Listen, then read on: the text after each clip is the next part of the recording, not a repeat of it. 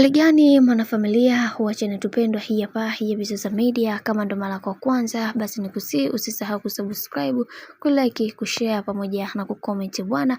Lulu Diva pamoja na D-Voice mambo yanazidi kuwa mambo. Mapenzi yao yameweza kurudi kwa mara nyingine.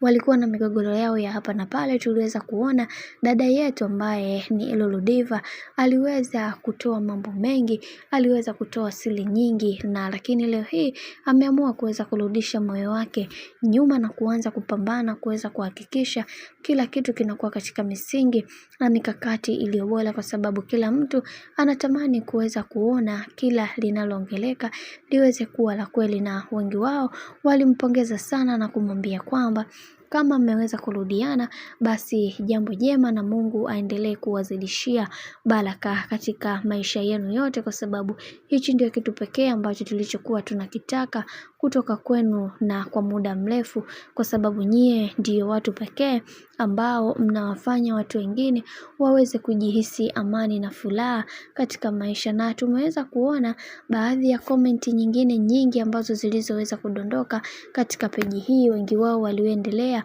kumsihi sana bwana mkubwa D-Voice na kumwambia kwamba anatakiwa kuweza kuwa makini katika swala hili, kwa sababu mwanamke ambapo anaporudi katika mahusiano kwa mara ya pili huwa ana mambo mengi.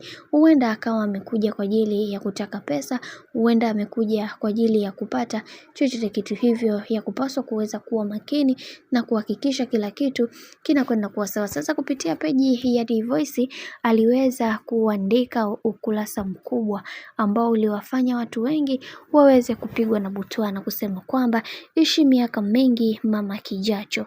Umeona, sasa hichi kitendo bwana kimewafanya watu wengi waweze kudondosha komenti zao, na moja kati ya komenti ambayo iliweza kudondoshwa hapa ni za mastaa wengi. Tunaanza kusoma komenti moja baada ya nyingine, na hii ni baada ya D-Voice kumposti bibie Lulu Diva wakiwa pamoja. Kuna Lulu Diva mwenyewe aliweza kucomment na kusema thank you my baby, afu akaeka lava lava.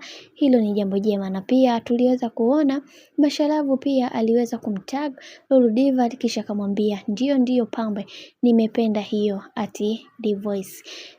Lomi Johnson yeye akasema mtoto mdogo kutembea na mishangazi, maskini ya Mungu. D-Voice aliweza kumjibu na kumwambia kwamba kubwa zima kufuatilia mambo ya watoto tu, kavae kiwigi mbele huko kutoka utotoni usiokuwa naye mfyu. Tuliweza kuona dada yetu Kwendalini pia akasema awe au basi, na Juma Lokole pia akasema mapenzi yataua nyie, kwa kweli na wapenda, na huyu mwingine akasema namba yako ninayo na kupigia.